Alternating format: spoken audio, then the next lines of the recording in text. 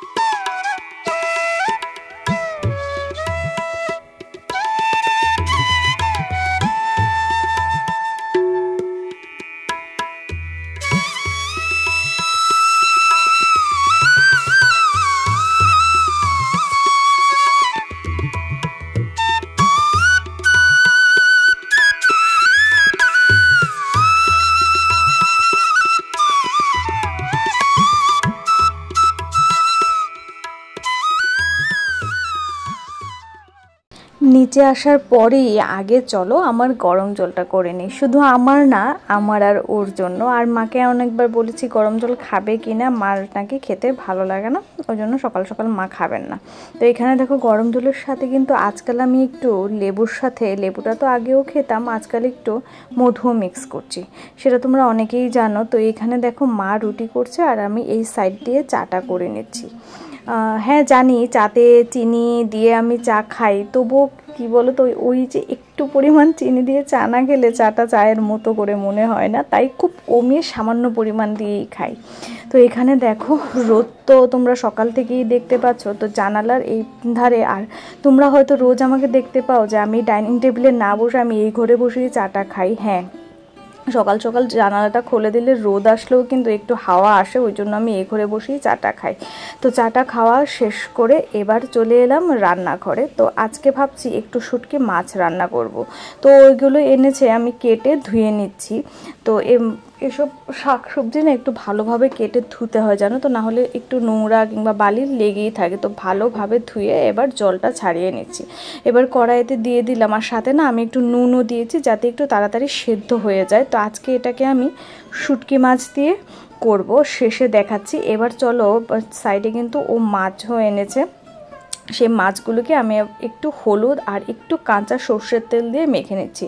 আর কাঁচা সর্ষের তেল দিয়ে মাখলে কি হয় বলো তো, ওই যে কড়াইতে অনেক সময় দিলে তেলটা প্রচণ্ড পরিমাণে ছিটে মানে এদিকে আসে, সেই ছেটানোটা হবে না, আরামসে মাছটা হয়ে যাবে। আর এই মাছে কমই হয়, বেশি হয় ধরো পাবদা, তারপর বোয়াল, কাতল, ওই মাছগুলোতে বেশি হয়। তো এখানে দেখো মাছগুলো ভেজে নেওয়ার পর আমি কড়াইতে একটু পেঁয়াজ আর কালিজিরা সম্বার দিয়ে দিয়েছি। হ্যাঁ, শুধু কালিজিরাই দিয়েছি সোমবার, আর কিছু দিইনি।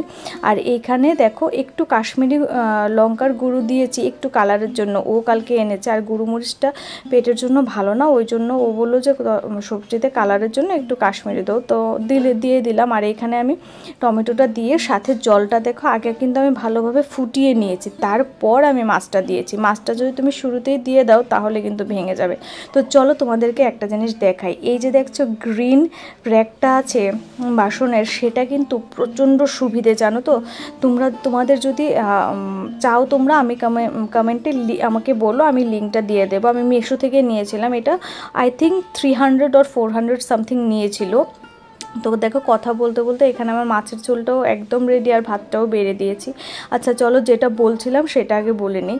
এটা না বাসন থেকে জল ঝরার জন্য একদম পারফেক্ট। অনেক সময় কি বলো তো, আমি ডিরেক্টলি যদি জল সদ্য আমরা বাসনটা র্যাকে তুলে দিই, তাহলে কিন্তু র্যাকের মানে রডগুলি কিংবা স্টিলগুলি খারাপ হয়ে যায়। তো ওই জন্যই তো দেখো ওর জন্য ভাতটা বেড়ে ও চলে গেছে ভাত খেয়ে, এখন চলে আসলাম ঘরে।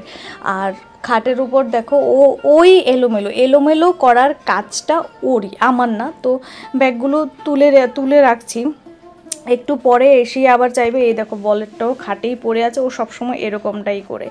তো যাই হোক, ঘরটা গোছগাছ করে এখন বসবো একটু কাজ নিয়ে। আজকে আর সকাল থেকে কাজ নিয়ে একদমই বসা হয়নি, এডিটিংটাও বাকি আছে, তো সেটা নিয়ে বসবো। আবার ভাই আবার ফোন করেছে, তো ভাইয়ের সঙ্গে কথা বলতে বলতেই কাজটা করে নিচ্ছি। চলো।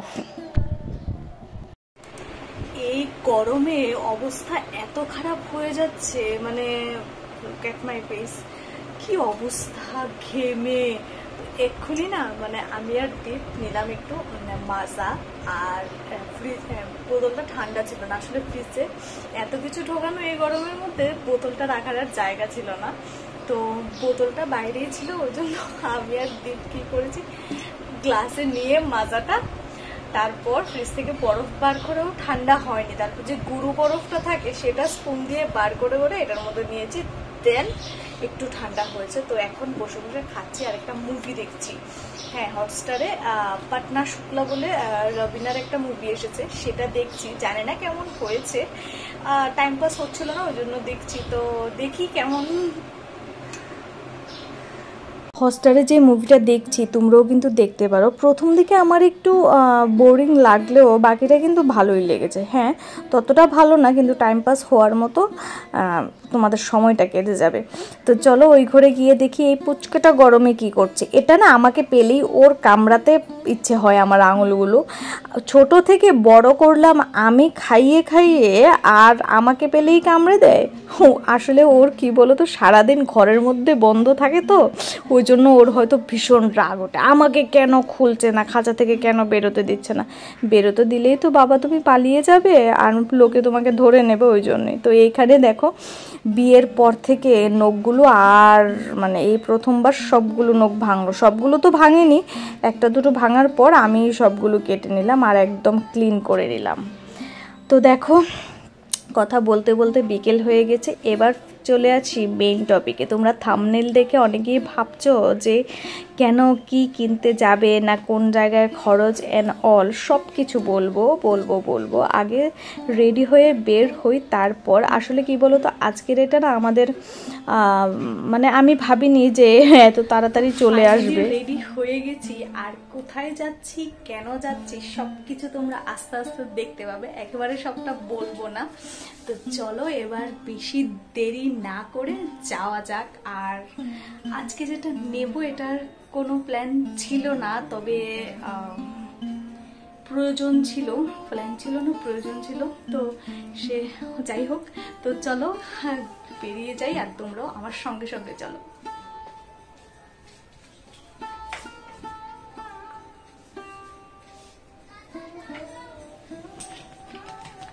Ready? Rida, what is this? Paisa, damri. Kita? Damri. চলো এবার দুজনে মিলেই বেরিয়ে পড়ি। আর এইখানে দেখছো ঘরের বাইরে মানে কলাপসের বাইরে ও কি করে গুটিসুটি হয়ে শুয়ে আছে। আজকে সকালে যখন আমি রান্না করছিলাম না, আমি মা সবাই শুনতে পাচ্ছিলাম যে বাড়ির পাশে একটা কুকুর প্রচণ্ড চেঁচামেচি করছে। আমরা আর ভাবিনি যে ও, তো বাড়ির পাশে নাকি একজনের বিল্ডিং এর কাজ চলছে, ওই ট্যাঙ্কের মধ্যে ও পড়ে গেছে, হয়তো গরমের মধ্যে এই গরমের যন্ত্রণা সহ্য না করতে পেরে হয়তো জল খেতে গিয়েছিল বা কিছু একটা পড়ে গেছে, তো কোনো রকমে ওকে তোলা হয়েছে। ঠাকুরের কৃপায় ও এখন ভালোই আছে, শরীরটা হয়তো দুর্বল কারণ অনেকক্ষণ পড়েছিল তো ওই জন্য। 1500 টাকা রাখেন না, 1500 টাকা আর ওই স্ট্যান্ডে লেগে 200 টাকা।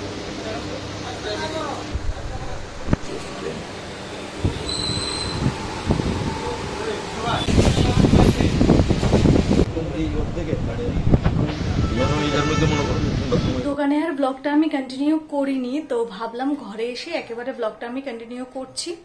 তো ওখান থেকে ওরা ডেলিভারি দিয়ে দেবে বলেছে, তো উইদিন 1 ঘন্টা, তো আধ ঘন্টা তো হয়ে গেছে, আর উইদিন আধ ঘন্টা ওর 15 ঘন্টা আই থিঙ্ক হয়ে যাবে। হয়ে যাওয়ার পর তোমাদেরকে বলছি এবং দেখাচ্ছি যে জিনিসটা কি।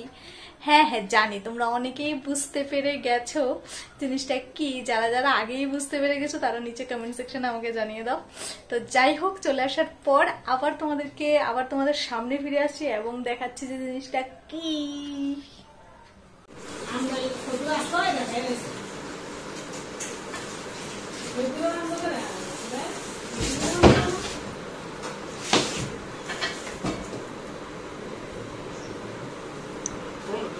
টাকা দিতাম।